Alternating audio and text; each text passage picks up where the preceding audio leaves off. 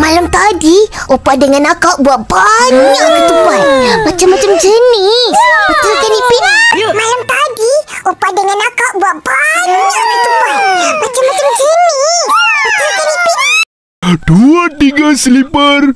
Saya sudah lapar. 2, 3 selipar. Saya sudah lapar.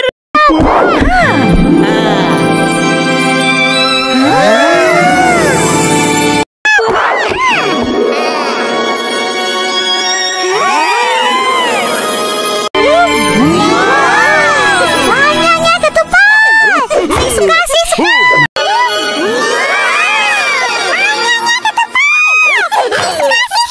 Makan ya. Terima kasih Opa. Sama-sama. Makan ya. Terima kasih Opa. Sama-sama. Sedapnya. Rasa jagung. Itu ketupat palas inti jagung. Sedapnya. Rasa jagung. Itu ketupat palas inti jagung. Nak kena cuba semua ni. Assalamualaikum. Waalaikumsalam. Nak kena cuba semua ni. Assalamualaikum. Waalaikumsalam.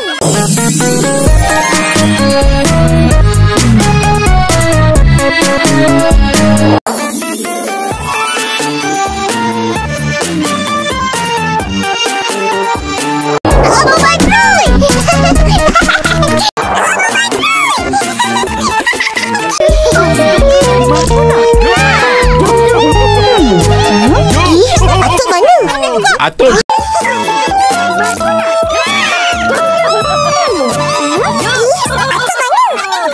Sini. Dari dapur? Ya. Atuk bagi ketupat periuk ke? Sini. Ya. Atuk bagi ketupat periuk ke? Dengan ketupat sotong ni. Wah, baru kali ini aku lihat ketupat sotong. Saya pun. Dengan ketupat sotong ni.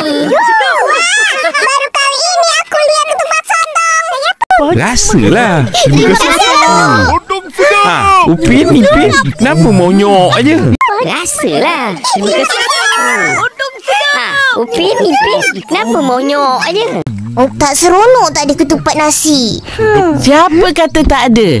Nah, satu dulang Badrul bawa. Tak seronok tak ada ketupat nasi. Siapa kata tak ada? Nah, satu dulang Badrul bawa. Kan puas-puas. Ini baru